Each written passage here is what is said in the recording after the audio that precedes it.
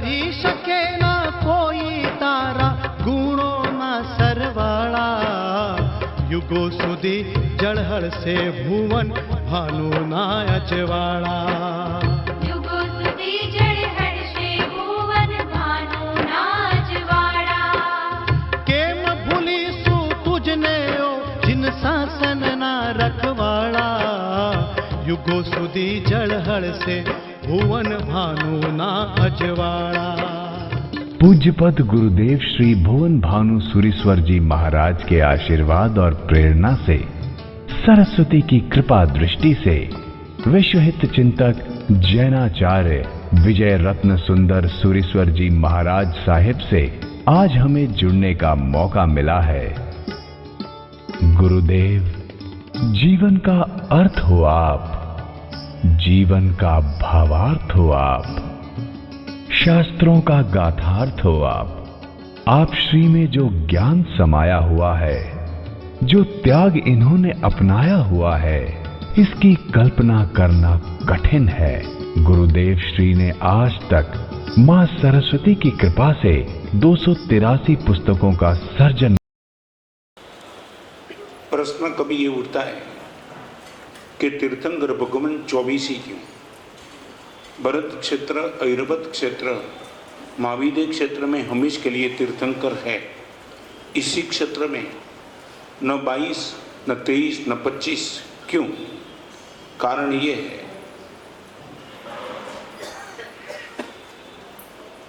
पूरे अवसर पिणी काल में 24 बार ही सब ग्रह उच्च स्थान में आते हैं, सिर्फ 24 बार। और ये परमात्मा का जो कल्याणक होते सब उच्च ग्रह में होते हैं और इनके हिसाब से एक अवसर पीढ़ी काल में 24 तीर्थंकर भगवान ही होते हैं। पार्श्वनाथ भगवान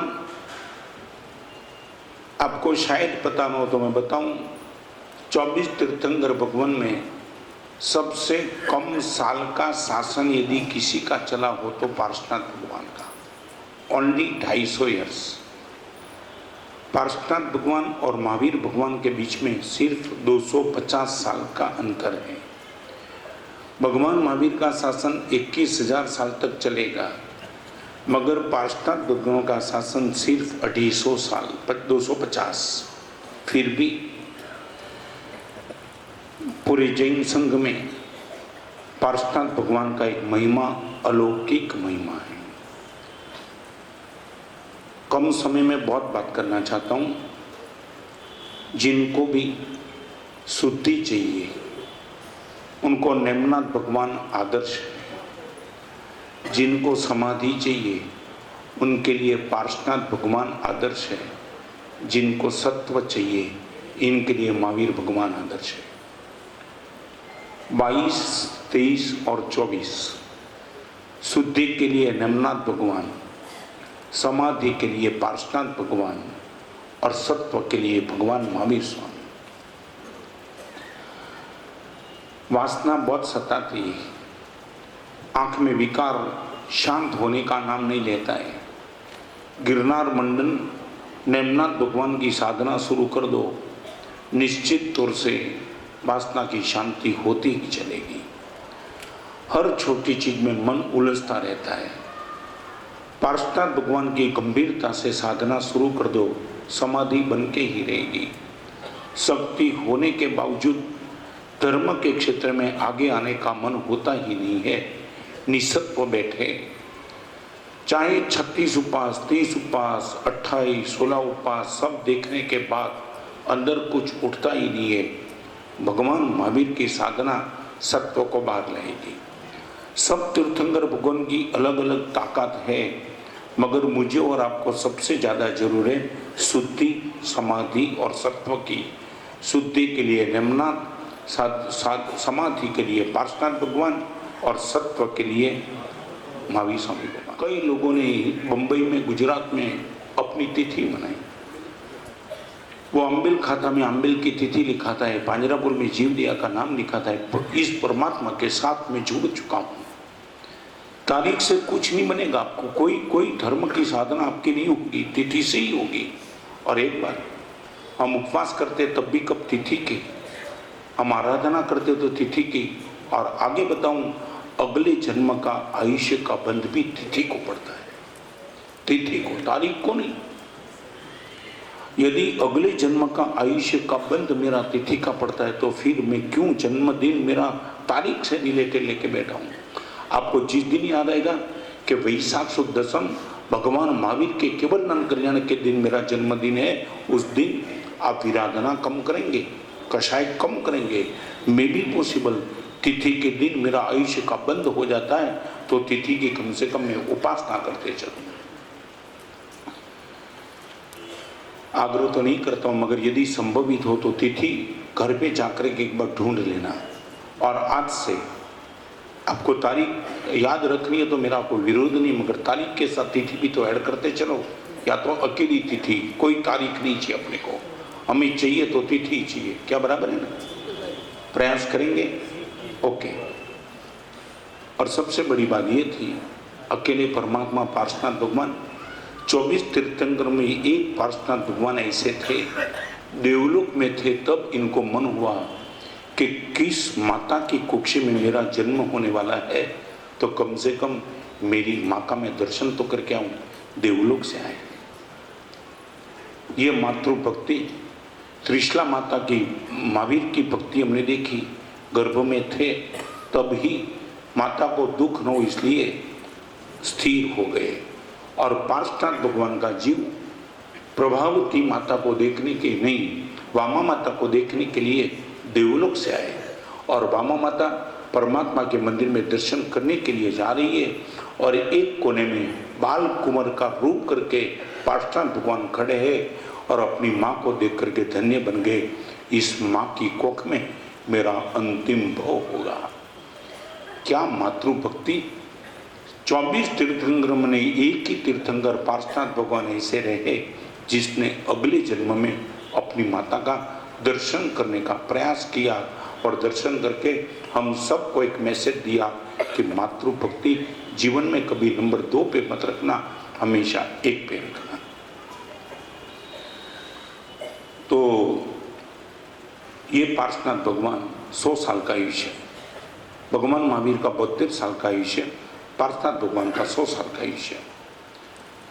साधना करते करते, और मैंने सभी तीर्थंकर परमात्मा को कॉमन फैक्टर बता दिया और वही लेकर के आज थोड़ी बात इसमें करना चाहूँगा। 7 प्रकार की संपत्ति है। संपत्ति साधु के जीवन में, साध्वी जी के जीवन में, हम सबके जीवन में अलग और आपके जीवन में अलग 4 संपत्ति और 3 संपत्ति हम बंटवारा करेंगे। 10 मिनट में ये 7 संपत्ति की बात करूंगा। नंबर 1, वित्त को संपत्ति मानो। वित्त माने पैसे।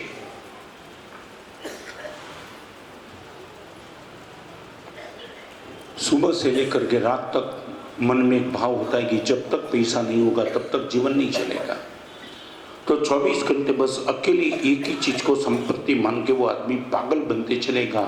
1 पॉइंट प्रोग्राम, सुबह से लेकर के रात तक का प्रोग्राम, क्या जिसको वो संपत्ति मानता है उनको बढ़ाने का प्रयास। तो वित्त को संपत्ति माने, नंबर 1। नंबर 2, वस्तु को संपत्ति मानो। वित्त से आगे निकला।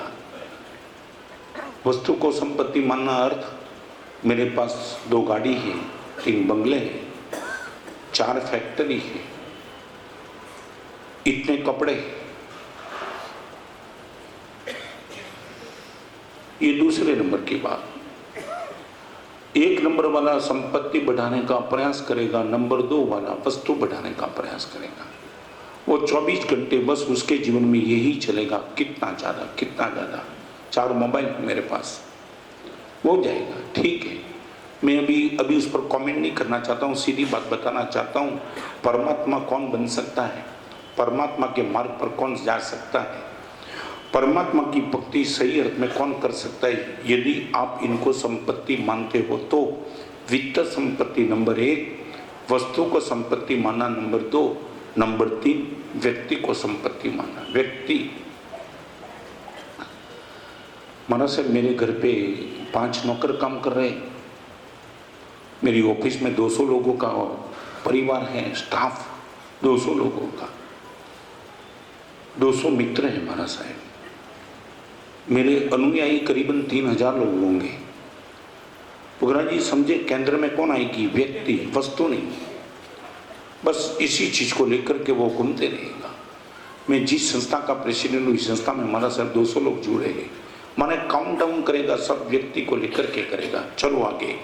नंबर 1 वित्त संपत्ति, नंबर 2 वस्तु संपत्ति, नंबर 3 व्यक्ति को संपत्ति मानो, नंबर 4 विचार को संपत्ति मानो। विचार,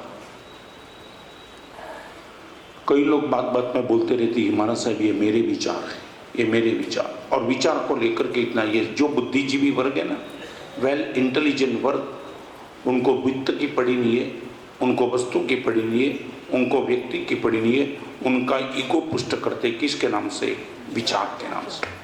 24 घंटे उसकी खोपड़ी में बस विचार चलते, ये मेरा मौलिक विचार है। और बातचीत में ये शब्द निश्चित तौर से आएगा, ये मेरा विचार है। छोड़ यार, विचार मेरा और आपका ज्ञान 2 मिनट में हमारे विचार बदलते रहते, 2-2 मिनट में हमारा विचार बदलते रहता है। 9:02 का जो विचार था वो 9:05 को खत्म हो गया।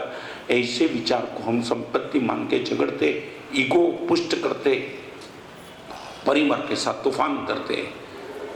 नंबर 4, ये 4 नंबर की संपत्ति तारक भी है, मारक भी है। मार भी सकती है, तार भी सकती है। जिसको वित्त संपत्ति मिली वो उदारता करे तो तारक है, वस्तु संपत्ति सदुपयोग करे तो तारक है, व्यक्ति को धर्म के मार्ग में जोड़ दे तो तारक है, विचार को परमात्मा के शासन में लगा दे तो भी तारक है। एक 5वें नंबर की संपत्ति। नंबर 1 आप सबको बोले, नंबर 1 वित्त संपत्ति, नंबर 2 वस्तु, नंबर 3, नंबर 4, नंबर 5 विवेक संपत्ति। मेरे पास विचार तो बहुत है मगर विवेक कहाँ है? सब्जी लेने के लिए जाता हूं तो विवेक के साथ सब्जी पसंद करता हूं। कपड़े लेने के लिए जाता हूं तो कपड़े को विवेक विचार के साथ पसंद करता हूं। तो 5वें नंबर की चीज है विवेक संपत्ति। विष्टा अंगुली में नहीं डालते। टीवी के सामने बैठ करके टीवी देखता है मगर जैसे स्विच ऑन की उनको लगा ये दृश्य देखने जैसे नहीं है, ये कौन करेगा प्रयास? विवेक संपत्ति वाला। विवेक का 2 काम है, विवेक का 2 काम, सच्चे को पकड़ना, गलत को छोड़ देना, वो विवेक की ताकत है। आप यदि सच्चे जान के भी उपेक्षा करते हो और गलत जानने के बावजूद भी उनको जीवन में प्रवेश देते हो तो निश्चित तौर से समझना आपके पास विचार है मगर विवेक नहीं है। ये 5वें नंबर की संपत्ति विवेक संपत्ति है। 6ठे नंबर की संपत्ति वैराग्य संपत्ति। वैराग्य, संयम जीवन के मार्ग पर हम आए, अकेले विवेक से नहीं आए। संसार पे वैराग्य हो चुका और चारित्र के मार्ग पे निकल गए। परमात्मा जब भी चारित्र के मार्ग पे जाते तो 6ठे नंबर की संपत्ति पर जाते। 5 तो है परमात्मा के पास, मगर जीवन भर के लिए सर्व संग का त्याग करके निकल जाना वो बिना वैराग्य संभवित नहीं है। ये 6ठे नंबर की संपत्ति वैराग्य संपत्ति और 7वें नंबर की संपत्ति वात्सल्य संपत्ति। वात्सल्य सारे जगत के जीवों के प्रति हृदय का एक प्रेम भाव, वो है वात्सल्य की भूमिका। साधना मार्ग पे कौन आगे निकल जाएगा? जीवन भर के लिए साधना मार्ग पे कौन टिक पाएगा? जिनके पास विवेक, वैराग्य और वात्सल्य होगा वही। ये 7 संपत्ति और एक 8वें नंबर संपत्ति, 7 संपत्ति को शिखर पर ले जाने का काम एक 8वें नंबर की संपत्ति करती है। नंबर 8 विनय संपत्ति। विनय, सभी गुणों का फाउंडेशन विनय है। ये विनय नहीं है गौतम स्वामी के पास हम विनय मांगते, गौतम स्वामी आपका विनय दे दो।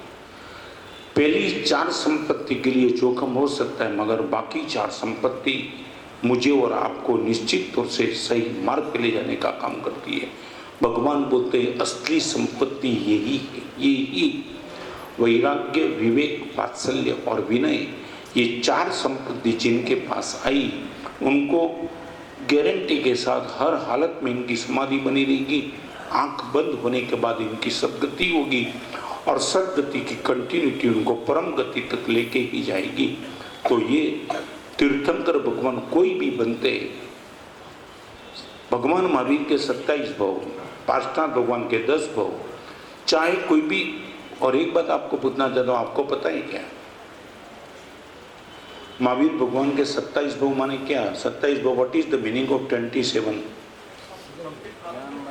ये बोलो कि सम्यक दर्शन की प्राप्ति जिस भव में होती है वो सबसे पहला भव, बाकी कोई भव की गिनती हमारे वहां कोई गिनी नहीं। सम्यक दर्शन जब तक आपके पास नहीं है तब तक आपके भव की अनंत भव निकल गए, उनकी कोई गिनती नहीं। मगर भव की गिनती की शुरुआत होती है सम्यक दर्शन की प्राप्ति से। पहला भव कब? जब सम्यक दर्शन की प्राप्ति हो तब।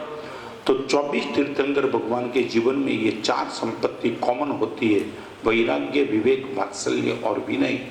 मुझे और आपको धर्म के क्षेत्र में यदि पैर जमाना है, विचार कम हो चलेंगे, वस्तु कम हो चलेंगी, वित्त कम हो चलेगा, व्यक्ति का रिलेशन आपका कम हो तो भी कोई डिस्टर्ब नहीं, मगर विवेक, वैराग्य, वात्सल्य और विनय आपके पास इनकी बहुत बड़ी ताकत होनी चाहिए। और ये हो, ये कल्पसूत्र का प्रवचन हम इसलिए सुन रहे कि ये चार जो संपत्ति है तीर्थंकर भगवान के पास, वो संपत्ति के मालिक हम बन जाए। पार्षनाथ भगवान के जन्म के दिन एक विशेषता थी, स्वप्न लक्षण पाठक को नहीं बुलाया गया था। इंद्र महाराजा खुद आए थे, इंद्र महाराजा खुद, और परमात्मा की माता और पिता को ये स्वप्न का फलादेश क्या था वो दिखाया था। ऐसे पार्षनाथ भगवान जिनके 108 नाम है, इतने बड़े तीर्थ पार्षनाथ भगवान के हैं। वो पार्षनाथ भगवान 100 साल के आयुष्य की समाप्ति के बाद कहाँ मोक्ष हुआ पार्षनाथ भगवान का? समेत शिखर पर। समेत शिखर पर पार्षनाथ भगवान की मुक्ति हुई, सर्व कर्म का क्षय हो गया। चार कर्म का क्षय केवल नन पाने के पहले, और बाकी रहे चार कर्म का क्षय केवल नन की प्राप्ति के बाद, जिनको बोला जाता है घाती कर्म और जिनको बोला जाता है अघाती। भगवान का नाम लो, अंतरय टूट जाएंगे, ये गोली गोमूत्र में ले लो। ये कथा, और ये कथा में 8 कर्म आ गए। ज्ञानचंद भाई माने ज्ञानावरण कर्म, दर्शन करने के लिए गए वो दर्शनावरण कर्म, पेट में वेदना हुई वो वेदनीय कर्म, ऐसी वेदना है कि आयुष्य अभी ही खत्म हो जाएगा वो आयुष्य कर्म, सामने से मोहन भाई वैद मिले वो मोहनी कर्म, भगवान का नाम लो वो नाम कर्म, अंतराय सब टूट जाएंगे वो अंतराय कर्म, और गोमूत्र में से मुंह शब्द निकाल दो गोत्र कर्म। रह गया 8 कर्म याद? कौन गया था दर्शन करने के लिए? क्या हुआ? अरे हुआ क्या यार? वेदना हुई। कौन मिले? ज्ञानचंद भाई ने क्या शिकायत की और मोहन भाई ने क्या राय दी? नाम लो अंतराय टूट जाएंगे, बस ये याद रह गया ना। देखो जिन शासन का तत्व ज्ञान कितना सरल है, 2 मिनट में याद। तुम्हारी मेमोरी पावर तो अच्छा है। सच बोलो ये प्रवचन तुम याद रखना नहीं चाहते इसलिए याद नहीं रहता है। बराबर, चलो आगे।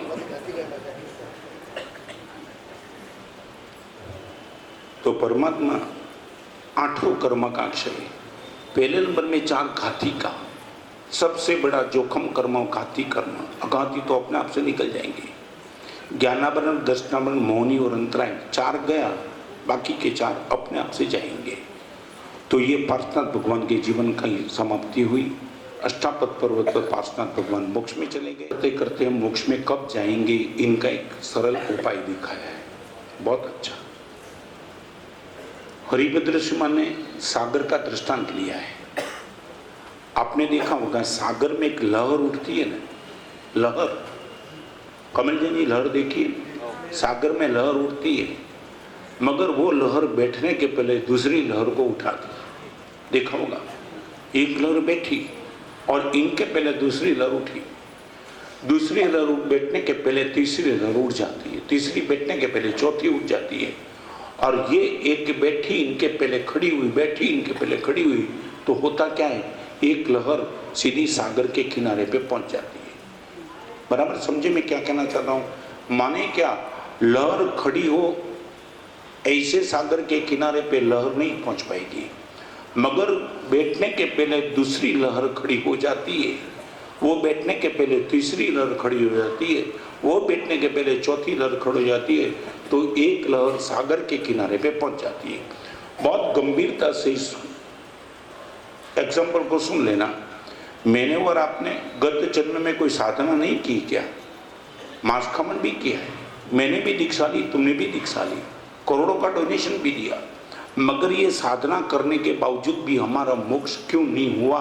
इनका रीजन हरिभद्र में बताते हैं कि जैसे सागर में लहर बैठने के पहले दूसरी लहर को उठा देती है, दूसरी बैठने के पहले तीसरी को उठा देती है, और एक लहर किनारे पे पहुंच जाती है, और जो लहर बैठने के पहले दूसरी लहर को उठाती नहीं है, वो लहर क्या होती है, सागर में विलीन हो जाती है। समझे? तो हरिभद्र का ये कहना था कि तूने किसी भी जन्म में धर्म साधना तो बहुत की है, मगर साधना की समाप्ति के बाद, वो समाप्त होने के बाद दूसरी साधना तुझे शुरू कर देनी थी, वो तूने नहीं की। एक साधना हुई, समाप्त कर दी, फिर आराम करने के लिए बैठ गया, इसलिए संसार सागर के किनारे पे तेरी आत्मा नहीं पहुंच पाई। मानी सभा में बैठने वाले को मैं कहना चाहता हूँ, जिसने तिला किया, 28 की, मासक समय किया, 16 किया, 31 किया, लाख लाख लाख लाख भी अनंत नमस्कार उनको। इतनी कड़ी तपस्या करने वाले को हम बहुत बहुत धन्यवाद देते हैं। जिसने 1 लाख का, 2 लाख का, 5 लाख का, 10 लाख का डोनेशन दिया, उनको भी धन्यवाद देता हूँ। 8 दिन का भी जिसने ब्रह्मचर्य का पालन किया, उनको भी धन्यवाद देता हूँ। और 10, 20, 25, 50 समय की, उनको भी धन्यवाद देता हूँ। जो भी जिसने भी धर्म किया, उनको धन्यवाद देता हूँ। मगर एक काम करना, भाद्रवा सुद पंचमी के दिन पालना हो जाए। 28 का पालना हो गया, कोई विरोध नहीं, तब कभी तो पालना करना ही पड़ेगा। 8, 10, 15 एक लिमिटेशन शरीर का है। मगर एक बात कहना चाहता हूँ, तब का पालना समाप्त होने के बाद एक त्याग की लहर खड़ी कर दो। समाप्त मत करो, समाप्त मत करो। गुरुदेव 28 पूरी हो गई, अभी खाते रहूंगा, ये नहीं। एक छोटा सा त्याग। 8 दिन का मैंने उपवास किया है, अभी 8 दिन तक भोजन करते वक्त पहली रोटी बिना घी की खाऊंगा। छोटा सा त्याग, छोटा सा त्याग। 8 दिन तक वो त्याग, वो लहर उठी। वो लहर बैठने के पहले तीसरी लहर को उठा दो। हरिभद्र का ये कहना है, तूने धर्म किया, मगर वो धर्म समाप्त होने के पहले दूसरा धर्म तूने शुरू नहीं किया, इसलिए तू मोक्ष में नहीं जा पाया। मोक्ष में वो ही जा पाएगा, धर्म समाप्त होने के बाद दूसरा धर्म शुरू कर देगा। पुगरा जी समझ में आ गई बात? शास्त्रीय परिभाषा में उनको अनुबंध कहते हैं। अनुबंध, एक है बंध और दूसरा है अनुबंध। और अनुबंध और बंध की डेफिनेशन आपको 1 मिनट में समझ में आ जाए, ऐसे बताऊं जय कुमार जी, समझे? मैं समझ में आ गया ना अनुबंध और बंध। तो आपको एक बात बताऊं, आपने केला भी देखा है, केला, और नंबर 2 आम। सच बताऊं, केले और आम के बीच में फर्क क्या है? केला वो कर्म सत्ता की दृष्टि से बंध है और आम वो अनुबंध है। इनका अर्थ समझ लो, केला वो भी फल, आम वो भी फल, मगर केले और आम के बीच में डिफरेंस क्या आया? केला तुमने खा लिया, बात खत्म हो गई, इनके छिलके तुमने फेंक दिए, अभी वो केले में से दूसरा केला पैदा नहीं होगा। मगर तुम आम जब खाते हो तो आम के साथ अंदर में क्या आती है? गुठली आती है, उससे दूसरा आम, उसमें भी गुठली, उससे तीसरा आम। माने आम क्या है कि फल में भी बीज हो, फल में भी बीज हो, इनका नाम आम, और अकेला फल हो, इनका नाम केला। तो जो कर्म उदय में आने के बाद नए अच्छे कर्मों को जन्म देता है वो है अनुबंध, और जो कर्म उदय में आया और खत्म हो गया वो है बंध। समझ गया? तो हमें साधना कैसी करनी है? केले जैसी साधना नहीं, मगर कैसी? हाँ, एक कर्म का फल उदय में आया, इनके पहले वही आम में एक गुठली है, तो जो फल बीज को लेकर के आवे वो फल मेरी और आपकी परम गति निश्चित करने की ताकत रखती है। क्लियर हो गया?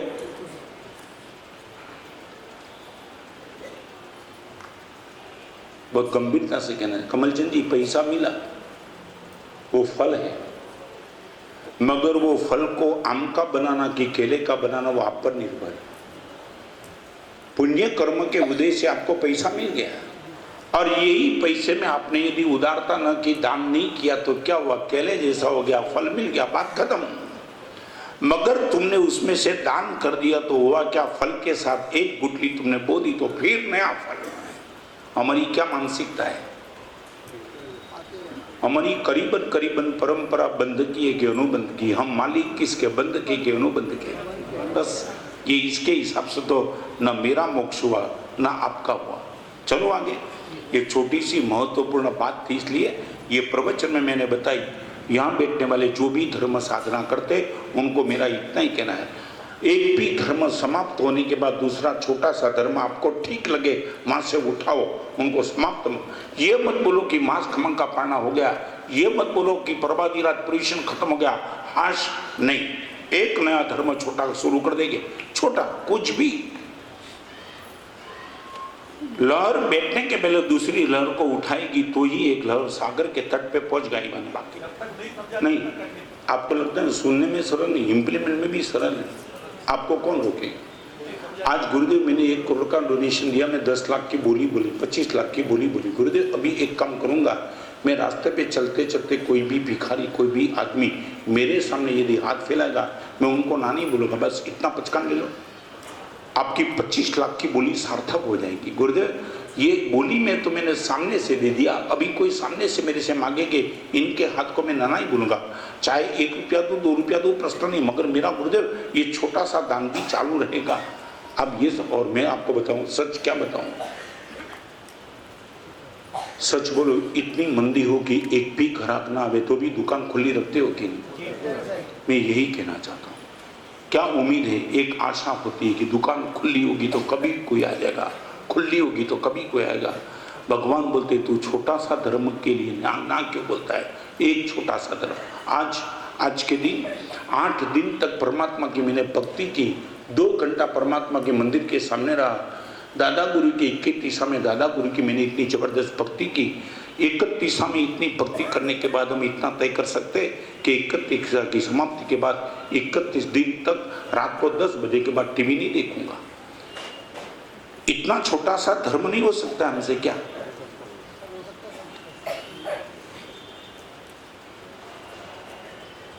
और एक बात बताऊं, एक धर्म ऐसी चीज है कि हर स्थिति में आपके लिए पॉसिबल है। भगवान ने कोई भी धर्म इम्पॉसिबल धर्म की आज्ञा परमात्मा ने की नहीं है, हर धर्म पॉसिबल है। तुम्हारी शक्ति, तुम्हारी क्षमता, तुम्हारे द्रव्य क्षेत्र कालभाव तुम करो, कोई नहीं ये बोल पाएगा कि मेरे लिए धर्म नहीं हो सकता है। तुम जिस अवस्था में बैठे उस अवस्था में आप जो भी चाहे वो धर्म कर सकते हो, गारंटी के साथ। चलो आगे। दुखी मत होना, निराश नहीं होना। माना साहब इतना धर्म करने के बाद कब ठिकाना पड़ेगा? नहीं, ये एक आपको व्यवस्था दिखा दी। हम भी तो साधु जी में यही तो करते, स्वाध्याय हो गया तब करो, तब हो गया व्यावच करो, व्यावच होगी, मगर चालू रखो। इस दुकान को बंद मत रखने दो, तो एक दिन निश्चित तौर से हम पहुंच जाएंगे। चलो, ये अद्भुत व्यवस्था है। मैं चाहता हूँ कि प्रभादीराज परिशन के बाद के प्रवचन में कहीं ये जीन शासन का तत्व ज्ञान भी आपको साथ साथ में नीति वाक्य मृदगन के साथ आपको समझा दे, ताकि एक भगवान का मार्ग पता चले कि ये अद्भुत मार्ग मेरी आंखों के सामने परमात्मा ने रख के क्या कमाल कर दिया, क्या कमाल कर दिया। ये करना आज से ही शुरू कर देना, कोई भी धर्म को समाप्त मत कर देना। सामयिक आ गई, 48 मिनट की सामयिक पार ली। कम से कम सामयिक का जितना समय था, गुरुदेव इतने समय तक टीवी नहीं देखूंगा। सामयिक की समाप्ति के बाद 48 मिनट्स कम से कम नहीं, चाहे कोई भी सीरियल हो, कोई भी हो, 48 मिनट नहीं, ये शुरू। सामयिक पूरी हुई, मगर एक दूसरा धर्म तुमने चालू किया, ये चालू करते ही चलो। नेमनाथ भगवान, शादी करने का प्रसंग आ गया। एक निमित्त था, पशु की हत्या देखने के बाद नेमनाथ भगवान रिवर्स में आ गए। मैं नहीं कर सकता हूं, मेरी ही शादी के निमित्त इतने पशु की यदि हत्या हो सकती है, सारे जगत के जीवों को बचाने की बात करने वाला मैं कैसे इसी शादी में मैं शामिल हो जाऊं? एक बात समझ लो, हर तीर्थंकर भगवान की शादी निकाचित कर्म के उदय से ही होती है। कोई तीर्थंकर भगवान शादी करने के लिए शादी नहीं करते, निकाचित कर्म का उदय। निकाचित कर्म का उदय माने भोगना ही पड़ता है, आप इससे बच नहीं सकते। 2 मिनट में बता दूं, निकाचित और अनिकाचित जिन शासन का शब्द है, समझे ना? जय कुमार जी, निकाचित अनिकाचित का अर्थ समझ लो। धागा से 3, 4, 5 सुई को तुम बांध दो, वो है अनिकाचित कर्म। रिपीट, कमल चंद जी समझे? एक धागा ले लो, धागा से 4 सुई इकट्ठी करके धागा से उनको बांध दो, लगेगा चारों सुई एक साथ हो गई, मगर जैसे ही धागा छूट जाएगा 4 सुई अलग अलग। और एक दूसरी बात, 2 सुई को अग्नि में डाल करके पिघल करके एक रूप बना दो, लोहा बन जाता है, लोहा पिघल जाता है। तो 2, 3, 4 सुई को तुमने अग्नि में डाल दी, अग्नि में डाल के तुमने बिल्कुल पिघाल करके एक जैसी बना दी, एक रूप, और अभी वो एक सुई दूसरी सुई से अलग होने वाली नहीं है। तो आग में जाकर के एक रूप हो गई वो सुई, वो निकाचित कर्म, और धागा से बंधी हुई सुई वो अनिकाचित कर्म। रिपीट करना चाहता हूँ, आपके पुरुषार्थ से जो कर्म टूट जाए वो अनिकाचित कर्म, आपके लाख प्रयास के बाद भी कर्म टूटने का नाम न ले, वो निकाचित कर्म। तो तीर्थंकर भगवान शादी करते हैं निकाचित कर्म के उदय के हिसाब से, उनको कोई भोग का आकर्षण नहीं है, मगर ऐसा पुण्य बांध के आए उनको शादी किसी भी हिसाब से करनी ही पड़ती है। और वो जैसे ही निकाचित कर्म समाप्त होता है वो चारित्र के मार्ग पे निकल जाते हैं। नेमनाथ भगवान के निकाचित कर्म कैसे थे कि बारात निकले, शादी के घर तक पहुंचो, बस ऐसे ही निकाचित कर्म थे, वहां निकाचित कर्म खत्म हो गए और नेमनाथ भगवान रिवर्स में आ गए। समझ गए? शंका इसमें किसको?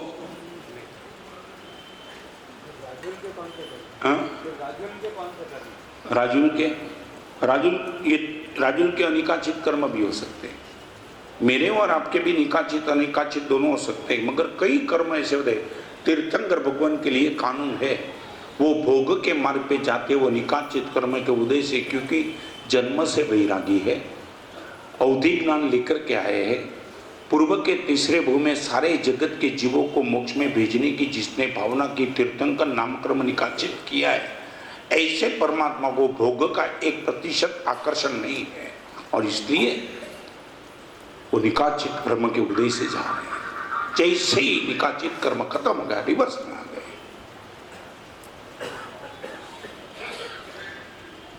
समझ गए? राजुल शब्द से क्या तात्पर्य? राजुल से कुछ नहीं, ये परमात्मा की बातें। राजुल और नेमनाथ भगवान की धर्म पद्धति, उनसे कोई चर्चा नहीं है। आम आदमी के लिए निकाचित नहीं। आप मत समझना कि मैंने भी निकाचित कर्म के हिसाब से शादी की है। हाँ, तुम मेरे लिए मत लेना। तुमने मेरे हाथ में केस सौंप दिया होता तो तुम्हारा कर्म तोड़ के मैं दीक्षा दे देता, मगर तुम आए ही नहीं शादी के पहले, करूं क्या? समझे सुरेश कुमार जी?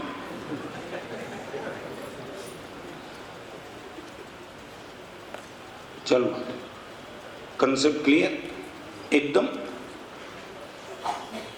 ये नेमनाथ भगवान शादी करने के लिए समझाने का बहुत प्रयास किया, मगर बड़ी मुश्किल से शादी के लिए सम्मत हो गए थे। निमित्त मिल गया, निमित्त मिलने के बाद वापिस आ गए और संयम के मार्ग पे निकल गए।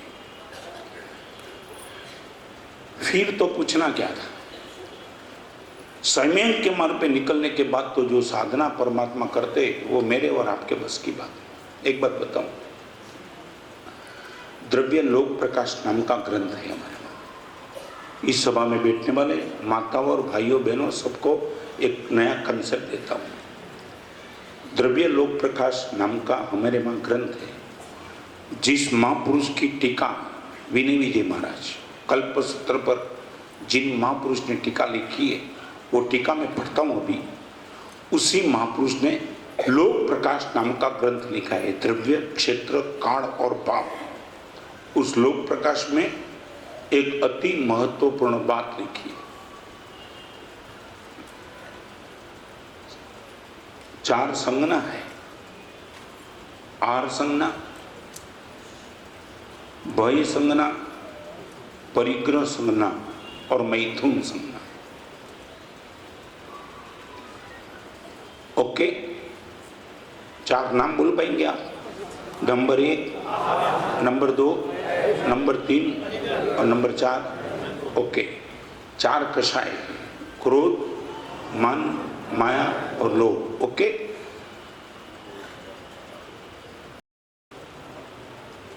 चार गति, देवगति, नरक गति, तिर्यंच गति और मनुष्य गति। एकदम शांति से सुनना ताकि आपके सामने कंसेप्ट क्लियर हो जाए। नरक गति में जो जीव है उनके जीवन में भय संज्ञा है और क्रोध कषाय है। रिपीट, आज 7 नरक में जो जीव दुख झेल रहे हैं उनके लिए एक संज्ञा प्राधान्य पे है। प्राधान्य माने सबसे ज्यादा, और एक कषाय सबसे ज्यादा है। नरक गति में क्रोध कषाय है और भय संज्ञा है। रिपीट, नरक गति में आपको बोलना है, बम्पर तो नहीं जा रहा है ना, ऊपर से नहीं जा रहा है ना। नरक गति में क्रोध कषाय, भय संज्ञा। मनुष्य गति में मान कषाय और मैथुन संज्ञा। मनुष्य गति में मान कषाय और मैथुन संज्ञा। समझे? देखो, आदमी को अभिमान जितना डिस्टर्ब करता है उतना कोई डिस्टर्ब नहीं करता है। मान कषाय, मान, सम्मान नहीं मिला, गले में हार नहीं मिला, मेरा नाम डिक्लेयर नहीं हुआ, आदमी कुछ भी कर सकता है। रावण को मान कषाय था, दुर्योधन को मान कषाय था, ये मान कषाय। अरे आपकी क्या बात करूं, छोटा बेटा होता है उनको भी मान कषाय। छोटा बेटा, बिल्कुल छोटा। देखा है महावीर जी तुमने छोटे बेटे के मान कषाय को देखा है कभी? वो चलते चलते गिर जाएगा तो रोएगा नहीं, सबसे पहले चेक करेगा इधर उधर कोई देखने वाला है तो रो, बाकी रोने की क्या।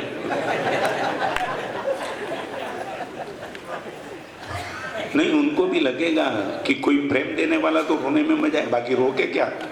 इतना आंसू का इन्वेस्टमेंट करे, कोई आउटपुट न मिले, थोड़ा काम। हाँ क्या है? हाँ, एक बेटा 10 बजे गिर गया घर से और माँ आई दोपहर को 2 बजे रोने लगा। माँ ने पूछा क्यों रोता है? कि मम्मी गिर गया। कब? तो कि 10 बजे। तो अभी रोता है? तो फिर कोई था ही नहीं तो क्या।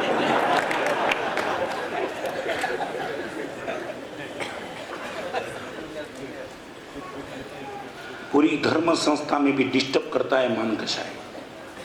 मेरा भाव नहीं, मेरा नाम नहीं, मैंने सब कुछ किया, मेरी कोई बात नहीं, मेरी कद्र नहीं, मुझे आदर नहीं, छोड़ो। मान कषाय, मैथुन संज्ञा और मनुष्य गति। क्रोध कषाय, भय संज्ञा और नरक गति। आहार संज्ञा, माया कषाय और तिर्यंच गति। रिपीट, आहार संज्ञा, माया कषाय और तिर्यंच गति। आप देखो, चींटी को, मकोड़े को, कुत्ते को, बिल्ली को, गद्दे को खाने के पीछे पागल है। कहीं चीनी निकली और कीड़ी की लाइन लगी चींटियों की, गुड़ निकला और मकोड़े भागे, रोटी मिली और कुत्ता निकल गया। हो गए? कौन सा कषाय है? माया कषाय, आहार संज्ञा और तिर्यंच गति। लोभ कषाय, परिग्रह संज्ञा और देवगति। परिग्रह संज्ञा, लोभ कषाय और देवगति, ये तीन, ये चार गति में तीनों तीन एक साथ तीन तीन चल रहे हैं। 2 मिनट में समाप्त करें। आप सब बोल जाएंगे क्या? नंबर 1 मनुष्य गति, कषाय और संज्ञा कौन सा? कौन सा कषाय? मान कषाय और संज्ञा कौन सी? मैथुन। ओके। देव गति, कषाय कौन सा? लोभ कषाय, संज्ञा कौन सी? परिग्रह कषाय। तिर्यंच गति, आहार संज्ञा, माया। और नरक गति, ये बात मैं किस लिए बताना चाहता हूं समझिए। आपके घर में 2 बेटे, आपके घर में 2 बेटे, एक बेटे के पास खाने की तड़पन बहुत है और एक बेटा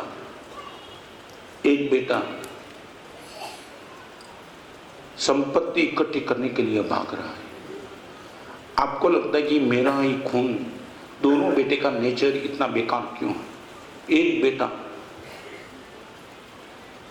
बार बार हर छोटी चीज में लेकर के क्रोध करता है और एक बेटा आपको लगता है ये क्रोध तो नहीं करता है मगर बहुत छुपाता है मेरे से, माया ही करता है। जब एक ही घर में 2 बेटे का बिल्कुल डिफरेंस ऑफ ओपिनियन नेचर आपको दिखाई पड़े तब आपको समाधान करना है कि जिस बेटा बहुत क्रोध करता है हर छोटी चीज को लेकर के, मे बी पॉसिबल वो नरक गति से मेरे घर पे आया। और जो बेटा बार बार लोभ के पीछे पागल, एक एक रुपया के लिए किसी का खून करने के लिए तैयार है, समझ जाना मे बी पॉसिबल देवगति से आया। मैं ये कहना चाहता हूँ अगली गति के संज्ञा और कषाय का बैकिंग इस गति में भी मिलता है। हाँ, आपको लगता है कि मेरे जीवन में गुरुदेव वासना बहुत भयंकर, तो समझना गत जन्म में मनुष्य गति से आए हो, मैथुन संज्ञा का संस्कार लेकर के आए हो। परमा के मंदिर में भी विकार आंख में पैदा होते, अच्छे स्थान में, अच्छी वातावरण में, वहां भी आपकी आंख यदि ठिकाने नहीं रहती तो समझ लेना गुरुदेव वो गति से मैं आया हूं। समझे मैं क्या कहना चाहता हूं? ये गति में जो भी भाव बनते मे बी पॉसिबल अगली गति के संस्कार बैकग्राउंड में आपके साथ चलते हो। समझ गए मैं क्या कहना चाहता हूँ? लास्ट बात इसमें बताऊं फिर प्रवचन में आगे चलता हूँ। आपने देखा होगा कुम्हार होता है, वो घड़ा बनाता है ना तो चक्र चलाता है। चाक चलाने के पहले क्या करता है मालूम है? उसमें एक डंडा डालता है और डंडे से वो चक्र को घुमाता है, मगर होता क्या है मालूम है? फिर डंडा उठा देता है, उठा देने के बाद भी वो चाक चलता है। अभी इतना बताओ, सच बोलो, ये चाक अभी क्यों चलता है? तो कि डंडा पहले डाला था, इतना जोर दिया था डंडा को कि डंडा को उठाने के बाद भी चाक चालू रहा। अरे दूसरी बात छोड़ो, 6 नंबर पे आपने पंखा शुरू किया है, स्विच ऑफ कर दी, फिर भी पंखा कहीं समय तक तो चलते रहेगा ना। अभी पंखा क्यों चलता है कि 6 नंबर तक तुमने इतनी गर्मी देती थी इलेक्ट्रिसिटी कि अभी स्विच बंद करने के बाद भी वो चलता है, क्योंकि पिछले का बैकिंग चलता है। तो मैं ये कहना चाहता हूँ साधु जीवन में भी माया हो सकती है, क्रोध हो सकता है, लोभ हो सकता है। तो मुझे भी इतना समझना है कि गत जन्म का बैकिंग मुझे आज भी डिस्टर्ब कर सकता है। ये लोक प्रकाश ग्रंथ क्या बताऊं, 750 ग्रंथ की साक्षी दी है लोक प्रकाश में, 750, इतनी ताकत वाला ग्रंथ। तिर्यंच का माया कषाय से क्या संबंध हुआ? क्या हुआ? तिर्यंच का माया कषाय। तिर्यंच माया आपने देखा नहीं? तिर्यंच बहुत माया करते हैं, बहुत। भूखा होगा तो भी, भूखा नहीं होगा तो भी वो आपको मालूम नहीं है? कुत्ता आपके पास काम कराने के लिए वो क्या करता है? पूंछ हिलाते रहता है, माया करता है बहुत। तिर्यंच, आज मेरे पास समय नहीं तो मैं तिर्यंचों का दृष्टांत दे सकता हूँ, कितनी माया। मैंने खुद ने वापी के चातुर्मास में मैंने तिर्यंच को माया कर दे देखा। मुझे ये लोक प्रकाश ग्रंथ पे भरोसा बैठ गया कि ये माया तिर्यंच कर सकती है। आज समय नहीं मेरे पास, आधा घंटे का वो एग्जाम्पल है। मेरे साधु जीवन का 3रा साल था जहाँ मैंने तिर्यंच को माया करते देखा। तो मैं आपको कहना चाहता हूँ, सोच के कषाय और संज्ञा के पीछे पागल बनना अगला जन्म आपका डिस्टर्ब कर देगा। डिस्टर्ब भगवान के हाथ से दीक्षा मिलने के बाद भी ये कषाय और संज्ञा वो दीक्षा को फेल कर सकती है।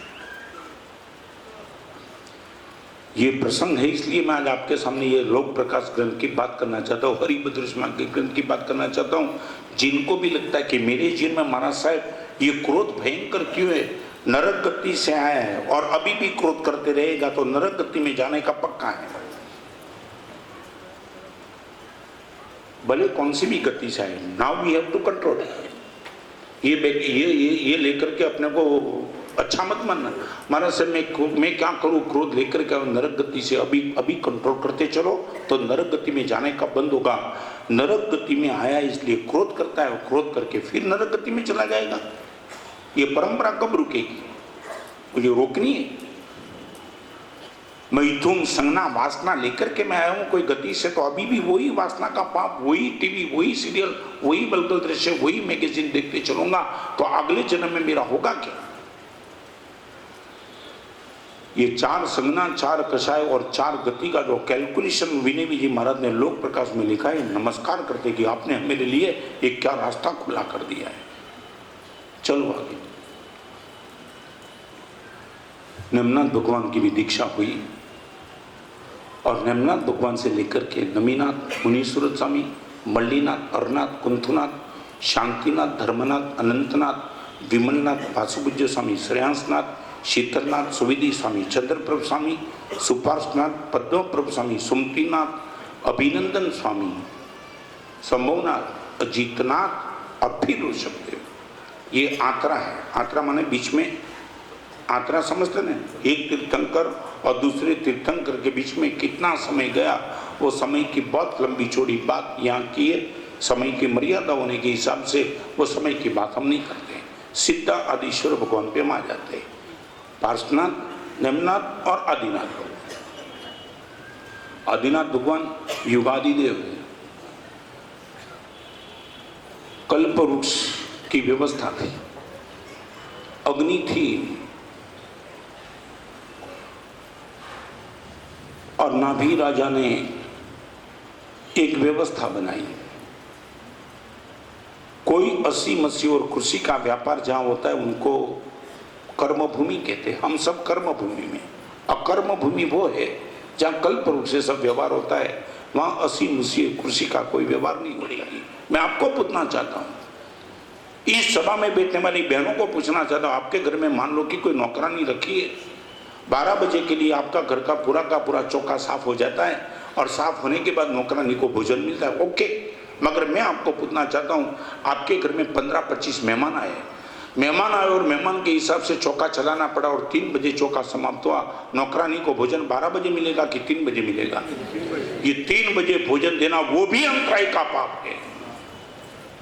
आपके घर में आने वाले मेहमान के हिसाब से नौकरानी ने क्या गलती की, क्या गलती की?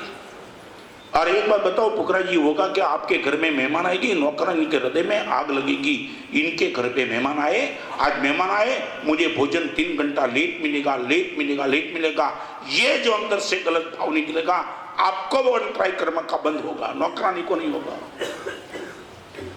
जानबूझ करके तुम ये तूफान करते हो, तुम्हारा राइट है। इसलिए मैं मालिक हूं, मैं सेठानी, अरे सेठानी तो दे दे। मैं मालेका में एक बहन को देखा, मैं उनको धन्यवाद दिया, बहन तूने कमाल कर दिया। वो माँ देखी मैंने, शिविर में उनकी बात करूंगा, अद्भुत बात है उनकी। मगर एक बात उनका बताओ महाराज साहब, मेरे घर में तो व्यवस्था बनी है महाराज साहब, 5 लड़के 5 लड़की के वो सब आ गई महाराज साहब। ये इतना संपन्न परिवार है, 24 आदमी का परिवार, तो कभी ना कभी समधी आते कोई ना कोई। तो महाराज साहब ऐसा कोई दिन नहीं बचता कि महाराज साहब घर में 10-15 मेहमान न हो। मगर महाराज साहब एक बात, वो बहन ने तो कमाल की बात कर दी। महाराज साहब एक बात बताऊं, मैंने एक बात कर दी है, मेरे घर में काम करने वाली 2 नौकरी है, रसोईया है, उन सबको बोल दिया सबसे पहला भोजन तुम्हारा होगा, बाकी सब हमारा होगा। ऑन द वेरी फर्स्ट 10 बजे दी चौके में बैठने की पहली थाली पड़ती है, 10 बजे ही तुम्हें भोजन करना है। और 10 बजे भोजन नहीं करना है तो भी एक रेंज निश्चित कर दो, 11 और 11:30 12 बजे मेहमान चाहे कितना बजे, 5 बजे तक घर में मेहमान रहेंगे, तुम्हें 2 बार भोजन करने की छूट है, मगर एक भोजन तो तुम्हारा 12 बजे हो जाएगा। मैं अंतराय कर्म की शिकार बनना नहीं चाहती।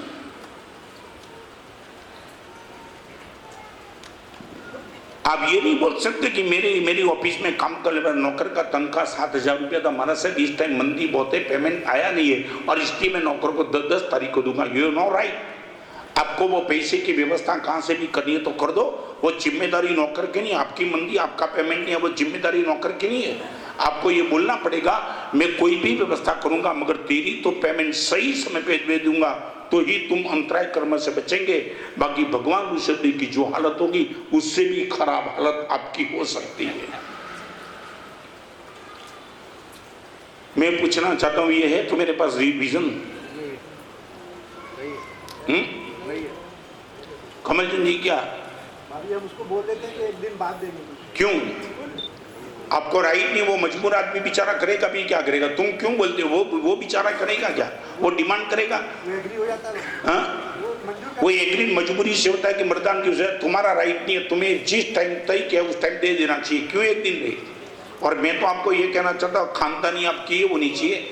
मान लो कि 10 तारीख का आपका पेमेंट का दिन है और उसी टाइम संडे आता है, सैटरडे को पेमेंट दे दो, मंडे मत करो। समझे मैं क्या कहना चाह रहा हूँ? 10 तारीख का पेमेंट 9 तारीख को दे दो, आपकी ताकत बढ़ेगी। 11 तारीख को देने का आपको राइट नहीं है। 13 घड़ी का अंतराय और 13 महीने तक भगवान के लिए पदगद्दी फिरा दे तो तुम्हारी और मेरी क्या औकात है? ये मामूली मत मानना। भगवान का प्रसिद्ध का इतना माहौल बन गया है, अंतराय कर्म से बचने की हमारी कोई मानसिकता नहीं है। मैंने पुणे में एग्जाम्पल दिया था, अरे क्या कमाल, वो माहौल बन गया।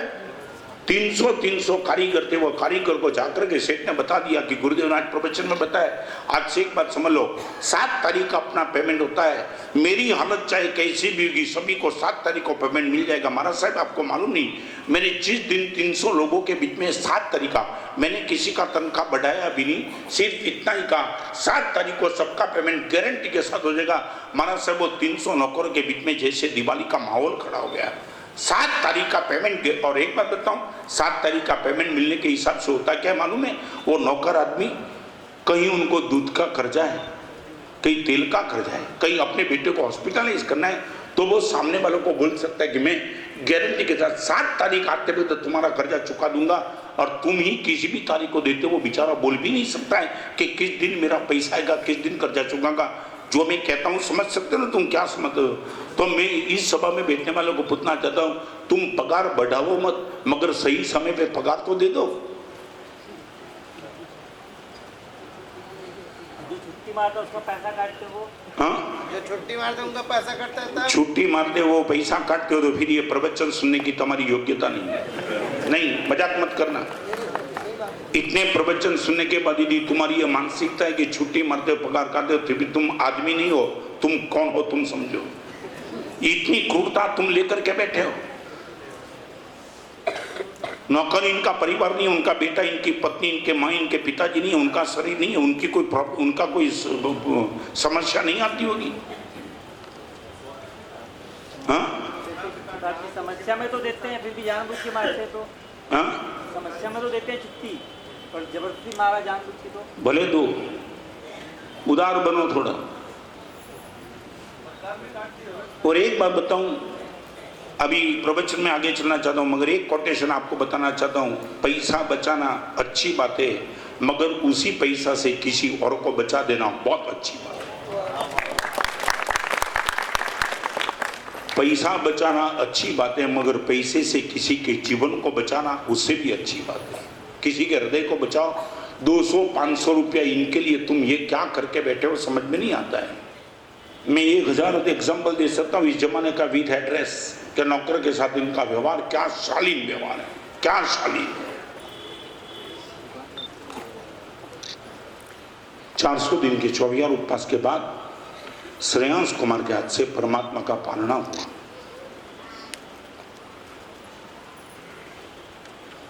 एक सूरस 108 गढ़ा, और ये पालना होने के बाद 1000 साल तक बदमान छद्मस्त अवस्था में रहे।